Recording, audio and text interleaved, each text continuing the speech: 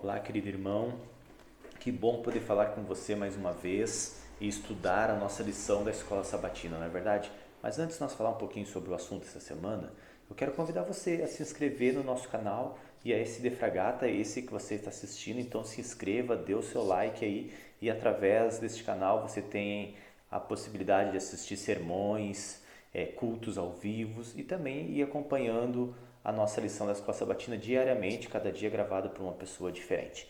Mas a lição dessa semana, ela falou um pouquinho sobre a Bíblia e as profecias, algo muito importante para nós, né? Já que nós estudamos um pouquinho sobre interpretação também algumas semanas passadas, e essa lição ela falou um pouquinho de como nós interpretamos a Bíblia como adventistas.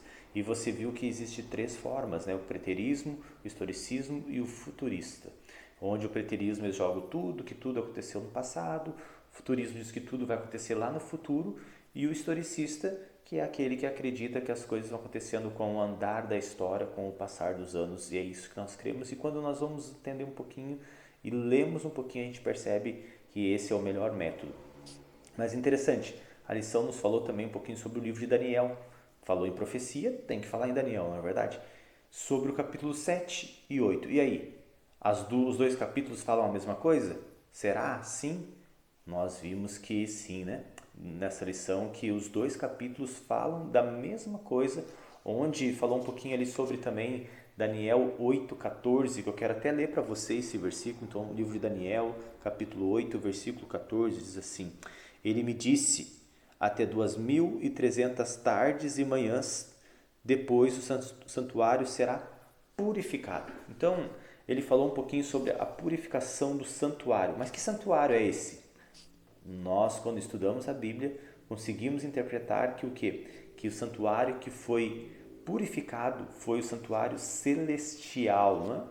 Interessante. Então, querido, eu desafio você a estudar um pouquinho mais, principalmente essas profecias de Daniel ali, para você ver um pouquinho mais o que significa uma coisa, o que significa outra. Se tem tantas especulações no mundo acadêmico, no meio dos teólogos, mas na verdade muitas coisas não são verdade. Então assim, eu gosto muito da Igreja Adventista por causa do quê? Por que eu tenho orgulho de ser um pastor adventista?